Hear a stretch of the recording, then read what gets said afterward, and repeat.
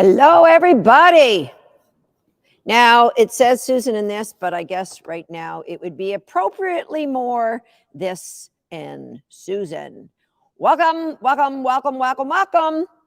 Again, another live, all focusing on dog agility. And I've got a lot of things, again, to share with you today. This is more about overcoming challenges. And those of you who are new to training agility, you might say, well, Susan, I don't have any challenges yet. I'm too new. Stick with me because I will fix my camera. I will share with you a simple little acronym that will help overcome. It isn't specific to just dog agility. It's what I've used for, I don't know, 30 years. Okay, yeah, I would say close to 30 years to help me with my own dog training challenges. Okay, so I have a question for you. First of all, as you're coming in, I would love to know where you're from and are you training in dog agility, which if you're doing it, we all are, or are you competing? I'm just brand new. I'm training. I'm not really, I haven't really done my first competition yet. Let me know. Training in dog agility or I've already done my first competition or more. Yeah.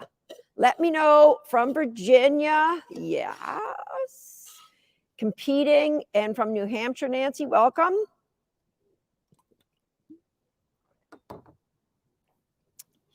All right. Well, people are filing in here. I have a question for you. And this is a great question. And then there's no right or wrong answer because it's unique to you. Unique to you. Your biggest challenge, roadblock, or difficulty that you're finding in dog agility right now is, I see I'm missing a Y off of there. What is your biggest difficulty or challenge that you have training in dog agility? Because this is about challenges. Today is about overcoming challenges. And we're focusing on dog agility, but guess what, guys? The approach is the same. The approach is the same no matter what your challenge is. So let me know. We've got people from the UK. We've got people from, hi, Michelle. So because I want to take what is a challenge and I'm going to help you guys overcome it today. So I need to know what your challenge is. Yeah, this does look, let's just do a little this cam right now while everybody's filing in. We'll just do a little this cam. Yeah, she's loving her new climb topper, that's for sure. And I apologize to the people at Blue 9 if they're not called climb toppers. They're so new, I don't even know the name of them yet. Okay, so I would like to know if you're training in agility or you've already competed or you're still competing or you've been competing for a while, and I'd like you to tell me what is your biggest challenge. Hey, Linda from Sweden. Hey, Mandy from Alaska. What arousal level, Nancy says. Okay, that's a good one. So what is, we've got some people here who are H360 students, I see, or handling or Agility Nation students. Getting my young dog to wait at the start line. That is just a common one, a common one. My dog comes, hey, Inez from Fort Erie, Ontario, practically neighbors, just down the road. Okay, maybe an hour and a half. My young dog comes in and barks at me. She says hi to the judges. I need to make myself more interesting. Start line stays. So we got 2 now for start line stays. My young boy hit 1-year-old, has won 2 shows with first place, best in breed. Hard part in training is keeping his attention while my wife is present. So we've got a couple distractions. So there's distractions and start lines. So far, they kind of are related, guys. What is your biggest challenge in agility? Getting my beagle's nose off the floor. That's even in competition. Tomoko from Hawaii is competing. Challenges are start lines and knocking bars. Hello, Tomoko. I'd like to personally come and help you in Hawaii, especially as we get into the Canadian winter a little more. Looking forward to competing in champ courses next year for the first time.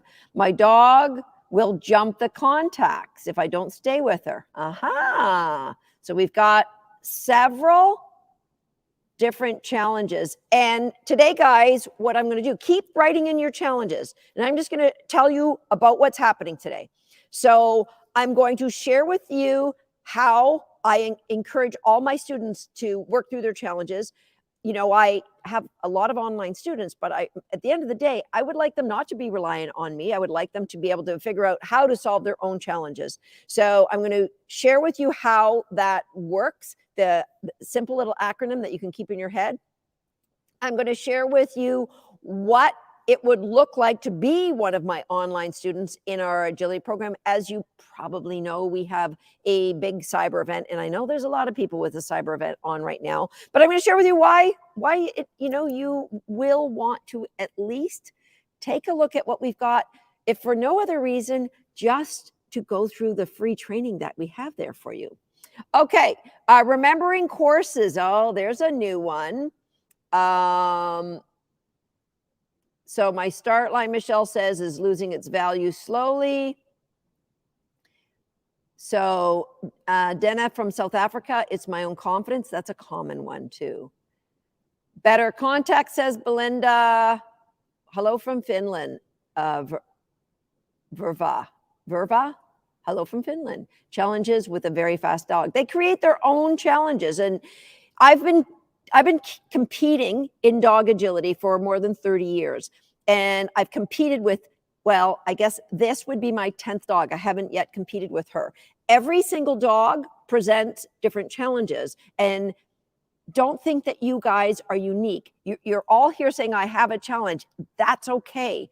We all have challenges. And the key is to have a systematic approach that improves your dog and helps you to understand how to prevent that challenge from happening with your next dog. Maintaining criteria at trials. So a lot of common. Now, if you were with me yesterday, I did a live yesterday, and I talked about the fact that there's so many different things that we have to teach our agility dogs, and including in those many, many different things, these are all these layers that we have to, create understanding in those layers. If you do it right, if you don't do it right, you end up with these balls in the air and you go like, yeah, I'm going to pick that one. I'm going to work on that one today. And so if you're just picking and choosing, what often ends up happening is you end up trying to compete with all these holes. See all the gaps in your understanding and the gaps in your dog? And what I want for you is I want you to have an approach that the layers of learning create understanding. So that teaching a skill isn't just like a tool, it's who you and your dog become, right? That's what we're looking for. And so I'm going to share with you today what the approach, I think it's a simple little formula that's going to help you guys understand where to go and what to do. All right, so I'm going to write on my blackboard. So I got to change my camera. And I'll do demos today with this, like I did yesterday. So Chelsea, you might have to raise that up a little bit, just and tip it. So move it over here. So, okay. So overcoming challenges, you might want to just come straight on so that they can see it. Yeah, just pull that apart like that. And I can move the whiteboard too. Okay, we're going high tech here today. We're using a whiteboard. So overcoming challenges. This is not unique to agility, but it works brilliantly for agility. Any of you who have followed my podcast or have been a student of ours, you would have heard this acronym before. And the acronym is DASH. And this is something I've been teaching for 25 years or 30 years, how to overcome challenges. So this is how, let's say, I think the common ones I saw were start lines and contacts. Those are two biggies. So let's apply this to start lines and contacts. So the D, the first thing is your dog's desire. Does the dog want to be there? Does the dog want to train with you? Does the dog love what you're doing? And if you could say, well, or does your dog love it too much so you don't have calm focus? So we've got to dial that in. Now, it could be your dog isn't feeling well, not feeling well. So they could be in pain. We can't train a dog that's in pain, guys.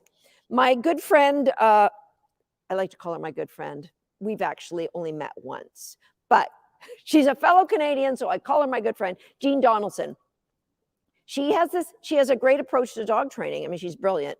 And she says the first thing we have to decide when we're overcoming a challenge is there an emotional component? So if your dog is crazed and can't focus, that's an emotional component.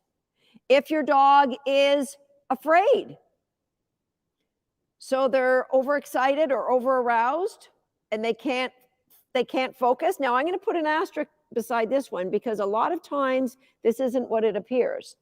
But if you have a dog and you put them on the start line and they're afraid of other dogs and other dogs are walking behind them, you can't dog train fear, guys. You have to work it from it as a counter conditioning exercise from an emotional standpoint, right? So is your dog's lack of desire to train from you, is it caused by they're not feeling well? And you can say, no, he's always like that. Well, maybe he's been not feeling well for a very long time. That's what I was dealt with my now 2-year-old dog. She just didn't feel well for a very long time. And it took me well over a year to dial in exactly what our challenge was. Okay, so move no further. No sense going to agility class and getting your dog on contacts or ask them to do a tunnel if you don't have desire. That is the fundamentals to all dog training.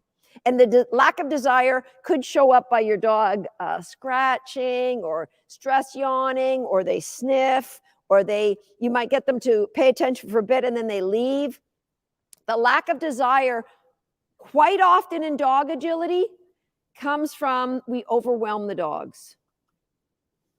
They are so overwhelmed and frustrated by not being able to do what you want them to do. And a lot of times that comes from trying to, actually, I'm going to sit down. We're going to work because I want to make sure I can see your comments. I don't want to keep going if you guys are not understanding what I'm saying. So I'm going to sit down and I want to check in with you as I'm going through these. So the dog might be overwhelmed because, let's say, you are you taught them how to do a jump or a tunnel with a toy out in front or a cookie out in front, and now they don't understand because the cookie's not there at the trial. I don't know how to do a seesaw now because there's no peanut butter at the end. And so a dog gets overwhelmed when we change from what they saw when we were teaching the foundations of it, and we transition to, oh, this is a dog agility now. When years ago, I saw that I was at a massive big school. They had no paint down the middle of their contacts. No paint down the middle of the dog walk, no paint down the middle of the seesaw, no paint down the middle of the A-frame. I couldn't figure out until somebody told me, oh, that's because they teach all their dogs by putting squeeze cheese on all the contacts, and the dogs just lick their way along the contacts. So that's why there's no paint there, because the dogs just lick all the contacts. They've licked the paint off while they're licking the squeeze cheese. What has that got to do with teaching a dog agility? Right? So you've got to look at the big thing. Number one, we move no further. Does my dog want to be there? Is my dog engaged enough to want? How do you know? You can tell by their body language. Our dogs are so clear, so transparent. Okay, so I'm going to go back to my board now, change my camera. All right, the next thing we're going to look at, maybe put that line down. The A, that's the accuracy of any behavior. So the accuracy of how to teach weave pulls, the accuracy of how to stay at the start line, that involves criteria. Criteria are the rules of the game. So there are rules to how you do a seesaw. There are rules. You make them up. You make them up. And it's, when I say you make them up, my hallucination is most of you watching this have some sort of instructor who guides your development of what that criteria is. Ideally, and I saw several of you from our programs from Handling 360 and Agility Nation.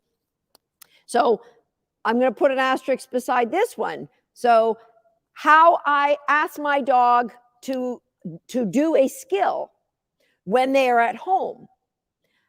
It involves this. When I ask you to sit at the start line, it doesn't involve moving your feet a little bit. It doesn't involve you paddling or you standing or you getting in a position ready to go. And you go, oh, yeah, I'm really good with that. Does that criteria, is it the same every single time you do it? Because if it is, you have no problem. I did a podcast, I think it was last year, where I figured out approximately how many start lines I've done with my 10 agility dogs over my 30 years, including all the times I've trained those agility dogs. Now, to keep this in perspective, my current dog, I train 2 to 3 times a day. All right? It's a lot of dog training.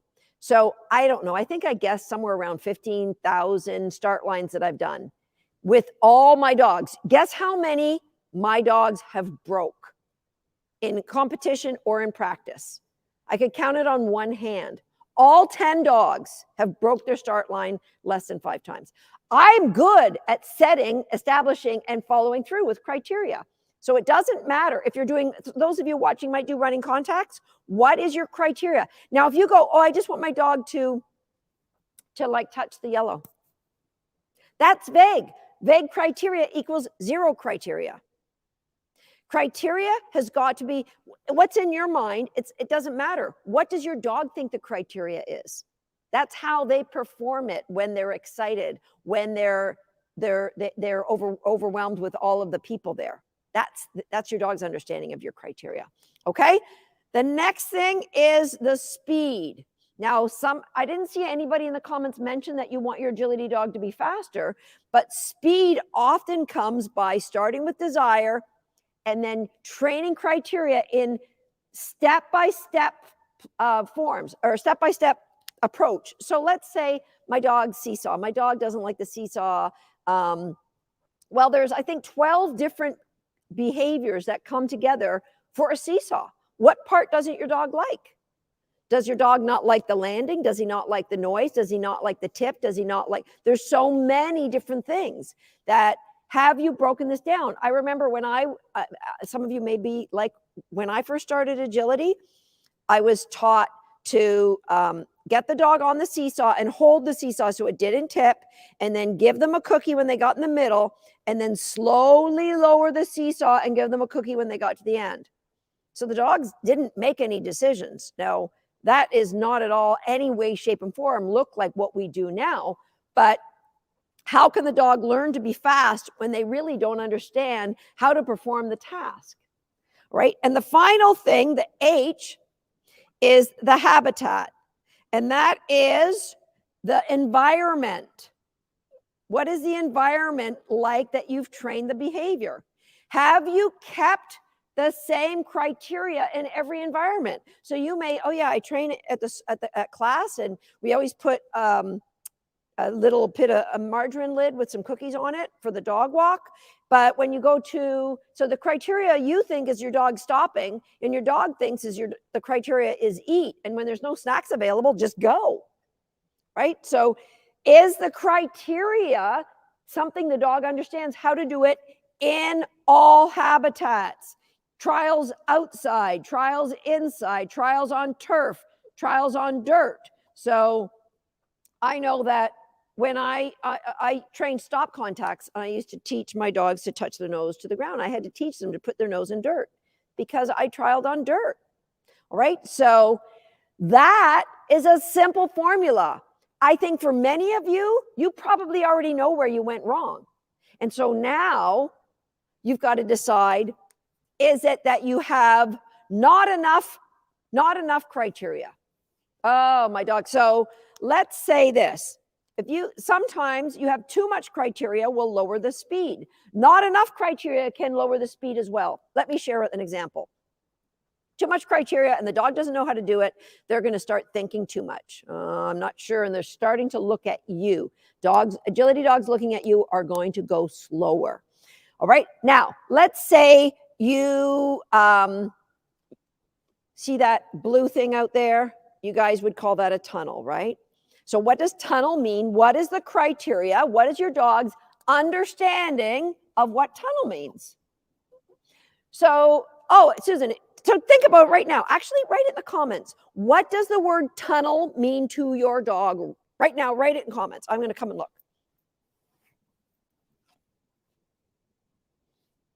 What does the word, if you're doing agility or if you've trained agility, what does the word tunnel mean to your dog? Those of you who have already trained it in agility. I got carried away and I didn't even do a share. So we'll do that after this.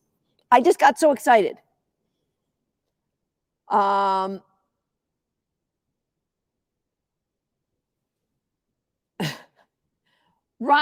Okay.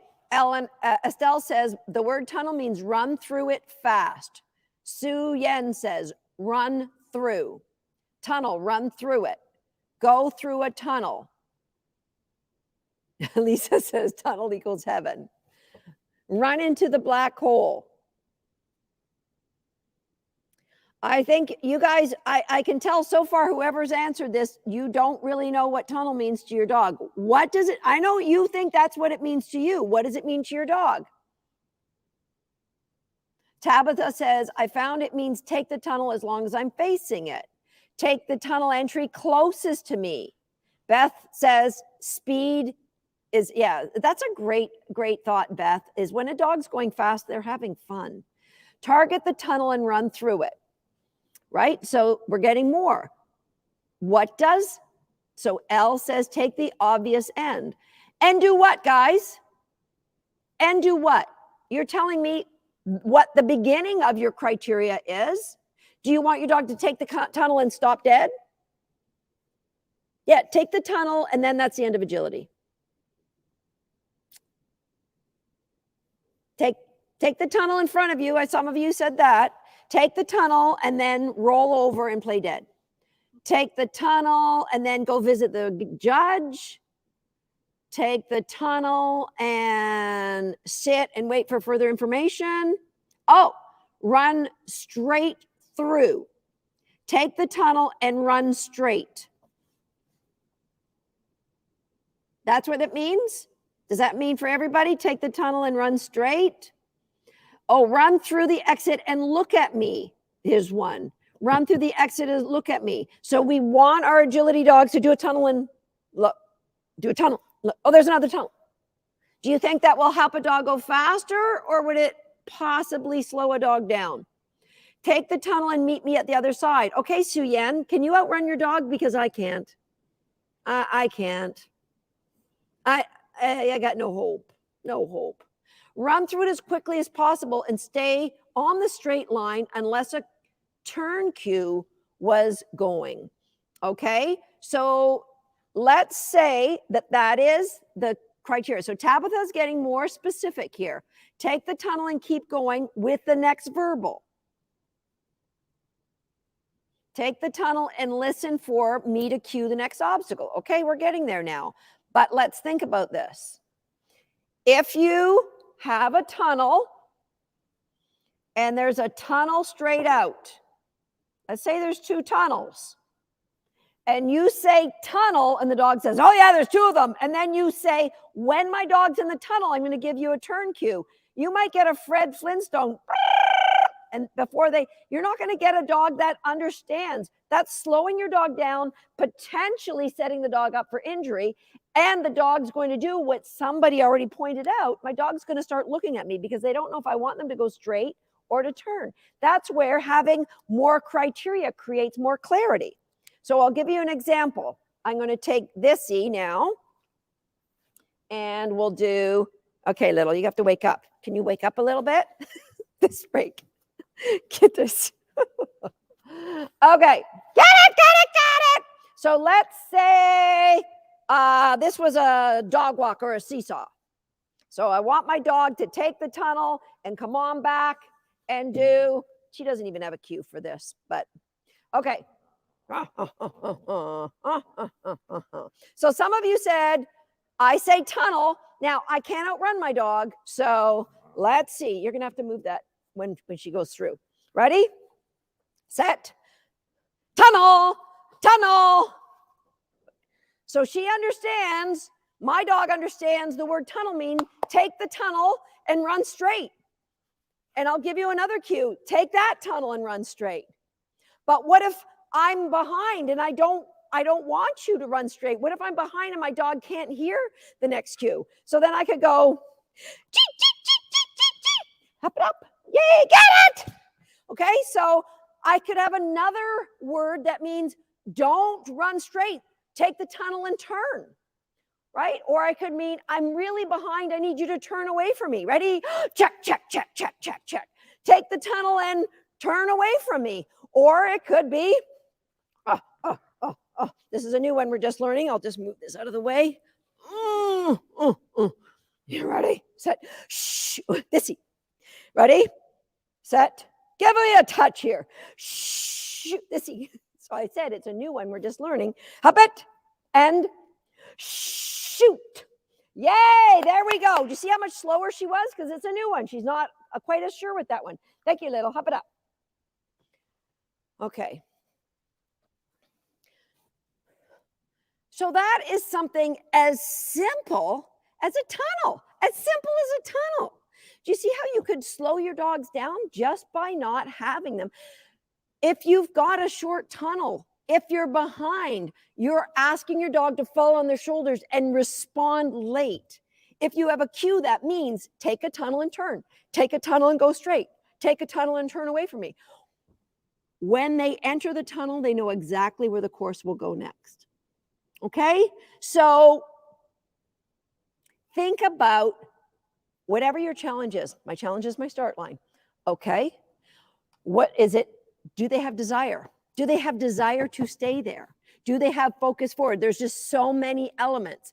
Okay, so I'm going to share with you now in our we have a membership site, and I've talked about this before, but before I go too much further, I forgot to do two really important things. Number one, I forgot to give away yesterday's new prize.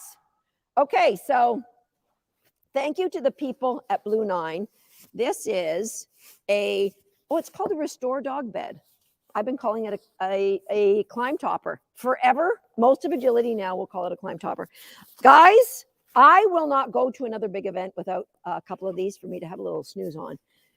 It's memory foam inside it. Memory foam. Okay, and these go over the climb so that they stay in position, and that's what this has been resting on today. You can see she fell out. Okay, I'm giving away one of these to yesterday's gem winner. And I'm going to give away another one on my next live, which might be tomorrow or it might be Sunday. But so while I'm reading yesterday's gem winner, what I'd like you to do is if you would like to win a climb or restore bed, come on, Blue 9. You got to call them climb toppers. If you'd like to win a restore bed from the good folks at Blue 9, then you can share. I mean, haven't I already shared a lot of really cool stuff? It's definitely worth sharing. Share this live somewhere in social media. Share it on Facebook, share it on Instagram, share it in Twitter. Come on back to the comment section and write shared and where you shared it. Okay. And then you will be in a draw tomorrow or Sunday. Promise before the weekend's out, I will announce who's going to win. And so I'm going to share right now our gem winner from yesterday. So I said, what was your big takeaway from yesterday? And here's what we got. I'm going to take this one off here. This was from Doreen.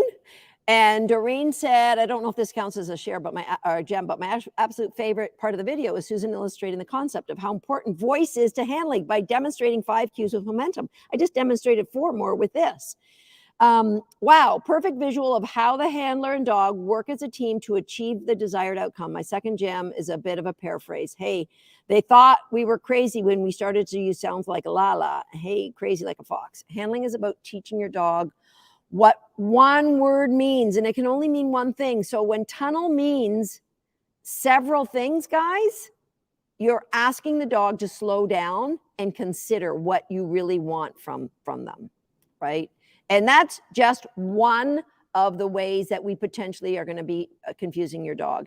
And in our, I mentioned that we have a membership site. So I'm just going to share with you how you could troubleshoot this in a bigger way. So our membership site is called Agility Nation. And when you go to Agility Nation, what do I mean by membership site? It's not a course. It's not a course, but there's 400 lesson plans in there for you. It's not a course though, because what it is, it's a membership that every week we add a new piece of information, a new game, a new troubleshooting. Well, Dissy's got us. She got her back. And for example, you can decide, oh, I really got a struggle I want to work on. And you could say, well, we could say, is it jumping? Is it weaving? Is it contacts? Is it teaching agility skills? Is it essentials for the handler, or is it about focus? So that's what these are. We call them dream streams. Almost 400 pieces of equipment. Actually, I think there's more, because here's what I did. Back, I don't know what year it was, I came out with a course called Contact Success. And that entire course was $1,000. And it was many years ago. We put the entire course in Agility Nation. How to teach a stop dog walk, how to teach a stopped A-frame, how to teach a stopped dog seesaw.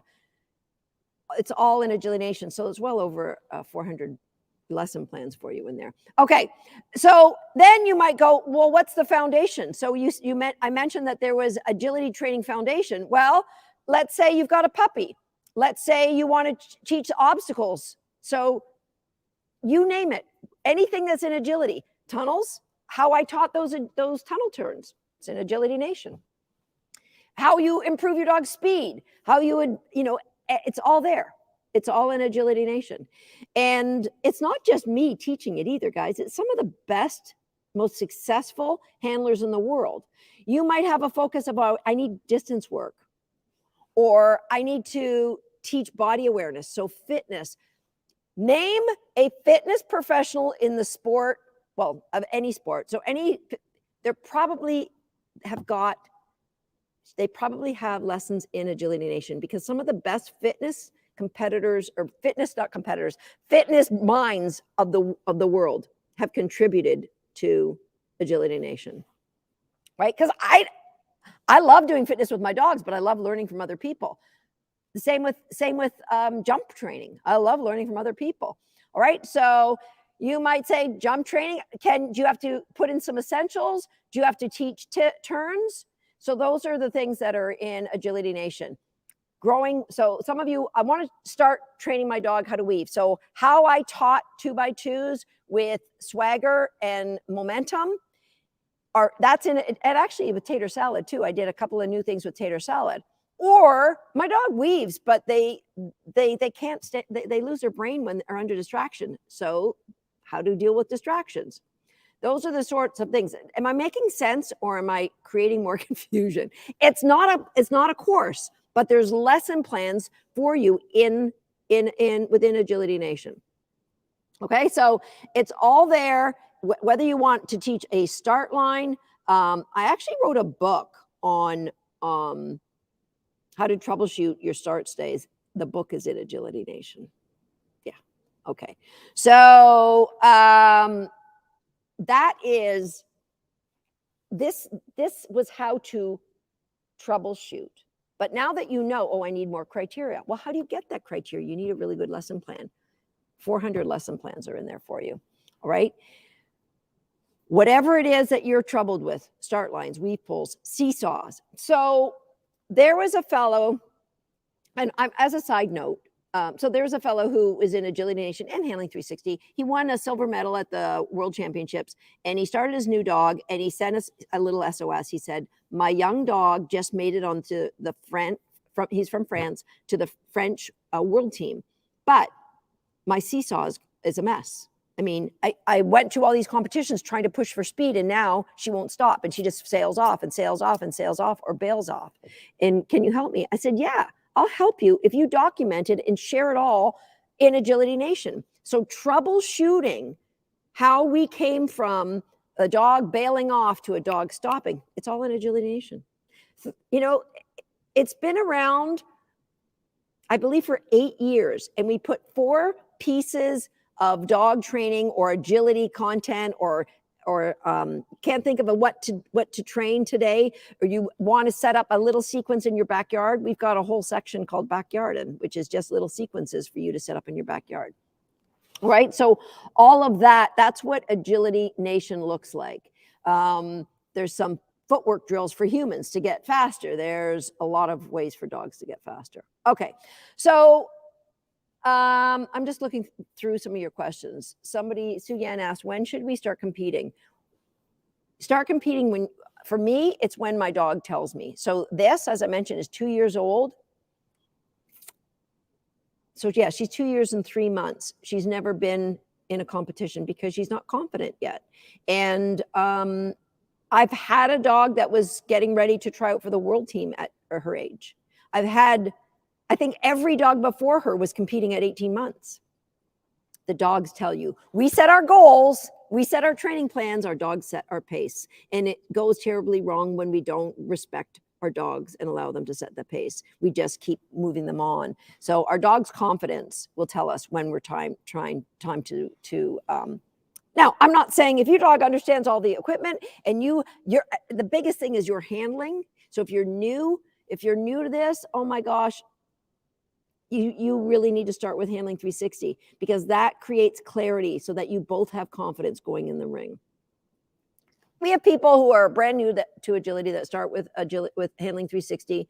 And we also have people like Courtney Moore, who just won in the United States, the UKI, the American Open. I don't know what they call it down there, UKI Open. One of our Handling 360 students, Angie Benequisto, and her amazing dog Sunday. Angie just won the European Open this summer, and Sunday started in Handling 360. So it doesn't matter if you're brand new starting out or you're already like Tomas, already won a silver medal with his past dog, but started all over in Handling 360. Okay, so that is really where you have to decide where you are. Now, everybody watching this, I encourage you to go to dogsthat.com/cyber. But then, yes, you will learn about what Agility Nation and what Handling 360 looks like. But what I have for you there is a 6-part mini series that's only going to be available until Monday at midnight. It's a 6-part mini series on how to deepen the connection you have with your dog, whether you want to do agility with your dog, whether you want a dog that listens to you at the park, whether you want a dog that listens to you around the house. So if you watch my live from yesterday, I did, I had Kim do demos with my 7-month-old puppy, and I did some demos with my 7-year-old dog. And you could see this, and even with this, you could see that connection. So go and watch that 6-part series. It's only 15 minutes each video. So it's 90 minutes of your time. And it's only going to be available until Monday.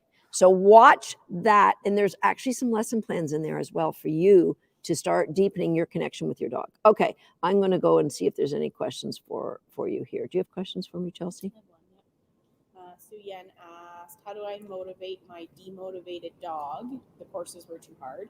And now she just runs off in the ring and she is demotivated. So Sue Yan asks, how do I motivate my demotivated dog? She runs off in the ring. So Sue Yan, I mentioned that happens when we overwhelm the dog. I mean, it could be a number of reasons, but it sounds to me like, how clear is your handling?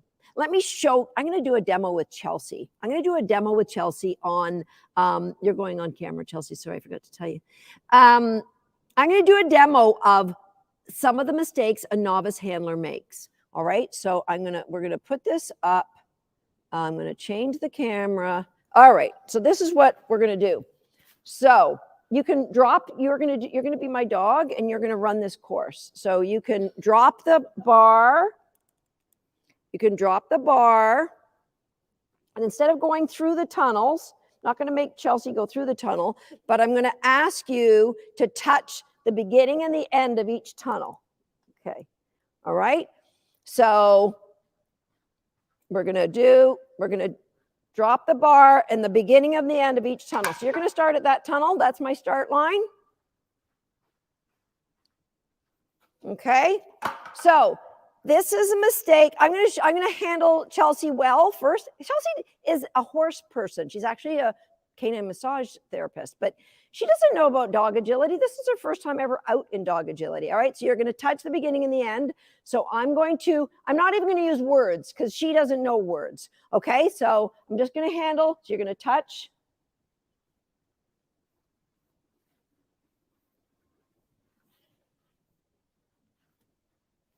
So do you see how clear my handling is for her? See, I have that connection with her. Now, we just ran a qualifying run. Everyone applause for Chelsea. Susan, okay, you're not done yet. Now, this is one of the mistakes. This says, I can help you with that. This says, I can help you. Little, this, you can up it up. You can show after how it's done. So this is a mistake that novice handlers make, okay? Oh.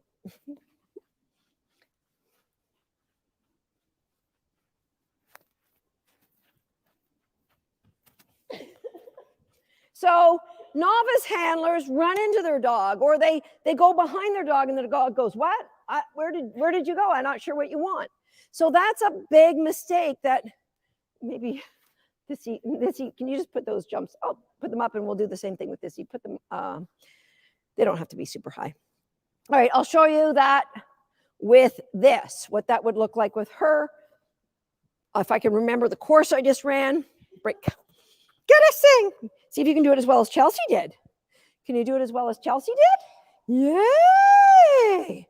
Yay! I have to be faster though. So, can you? Thank you. And sit. Good. Shoot. Bloop, bloop, bloop, bloop, bloop, bloop, bloop, bloop. Shoot. Bloop, bloop, bloop, bloop, bloop, bloop. Tunnel. Yeah. You were super good. Yeah, you were just as good as Chelsea. Okay, how about up? I don't know if I did the same course, but it was close. Close enough. Close enough. Okay, got a marker in my pocket. Okay, so I hope that makes sense. That's exactly what happens when, unfortunately, novice people start off with either misinformation, poor information, or they just try to gather information from a bunch of different sources, right? Remember what I said happened is if you try to gather all the information we have for you in dog agility and you just don't have it put in a way that makes sense, you end up with these holes. And when, having holes isn't having layers. And so what we do is we end up confusing the dog. And a lot of the times the dog just don't want to do agility no more, Mom. Don't like this. And people will say, oh, that dog just doesn't like agility. No, there's some challenges in the way that they were taught. Okay, I see a question. Can we do recallers and handling 360 at the same time? I would recommend that you talk to my team at wag@dogsthat.com, because I don't want to say, oh yeah, join it all, because maybe you're at a place where you're not quite ready for it. But if you've been doing recallers and you're starting to see some connection develop, then yes, because one will complement the other. We have a lot of people who, Sue Yan, I'm extremely holy. That's awesome, Sue Yan. So we have a lot of people that do recallers and handling 360 at the same time. And before I get asked, there was a question yesterday, can I do Agility Nation? I went all day yesterday and I didn't reward her. Oh, search. Can I do Agility Nation and handling 360 at the same time? If you're, what I would recommend is you start handling 360, you get a couple of months in, and then contact us and say, I would like to add Agility Nation, because I don't want you to overwhelm yourself or overwhelm your dog. All right. Okay. Another question? Any other questions? Does it teach how to build desire? So Suyan, I would start with handling 360, because handling 360, the base level is all about building desire. I think you'd be, and if you join handling 360 and we say, whoa, you might be better for recallers, what we'll do is we'll allow you to put a pause on handling 360, and we will switch you into recallers.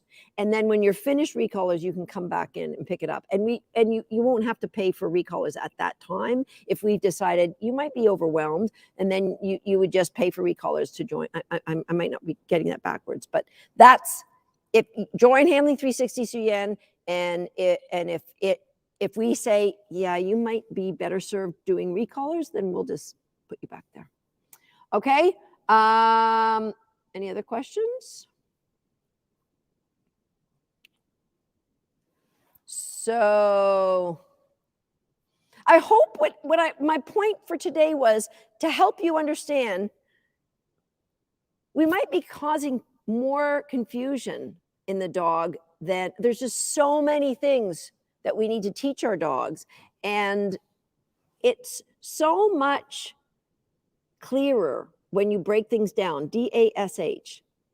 Is it an emotional problem? You got to deal with that first. So if the dog is super fearful and you're going to a class, that might not be a great solution for you, because there's just so many opportunities for that dog to get worried. Julia wrote, handling 360 took me from basic beginners to running both of my dogs in championship events. Susan doesn't just teach dog training. It's a way of thinking, of analyzing, of training with science and kindness. I've also done recallers, which helped me grow my connection with my distracted dog, and she sure did, Julia, and got him more motivated to work with me. Susan's educational programs really are life-changing. There we go. Thank you, Julia. That's amazing. That's beautiful. So there was a question I just saw. Is it better to start with Agility Nation than or handling? Sue, definitely start with handling 360. And handling is the most important part of agility. It's not about the obstacles. If you are a blessed handler, which you will be, it's just an education process. Once you have that clarity, then things are so much easier for your dog. Absolutely. Okay, that's the one I want to have up there. Okay, any other questions? Can toy poodles do this? Yes, any breed can do this. What age should you start? It really depends on if the connection with your dog now needs some work, then I would really encourage you to start at recallers. If you're like, we've got a great connection, or our connection is on its way, then you would start at handling 360, and we've got a puppy stream for you there. I want to be really clear, do not condone doing agility obstacles with puppies. So the 7-month-old puppy I showed in my live yesterday, there's so much that you can do before they have to see a dog walk or a seesaw. So Belief, who's 7 months old, she has not been on any of that equipment. We're focusing on fitness. We're focusing on recaller games. We're focusing on connection. So I feel very strongly about that. There are a lot of agility competitors that will be running their 6-month-old puppies on courses. Oh, the bars are on the ground. It's okay. I personally think at best, you're teaching a dog just to flat out run and not jump, which would lead to jumping problems. And at worst, you potentially could injure that puppy.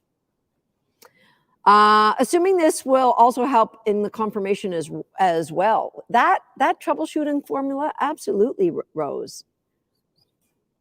Hi from Ireland, Carol. Bugsy wrote, have been doing agility H360, and it's a game changer. Can't thank you enough, Susan. Thank you, Bugsy. Okay.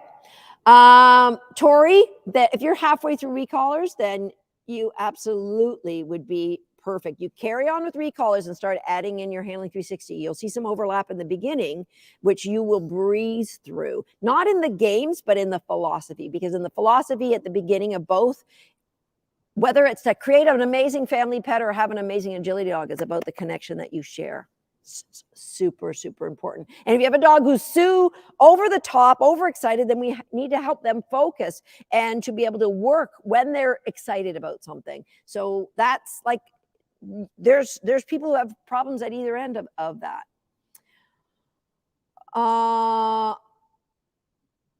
What is your agility? What is Agility Nation? Is that what you're asking?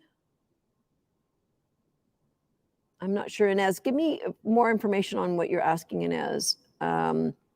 Lisa, what do you do with an over-aroused dog at training and comms, but okay at home in a small backyard? We break down what they know.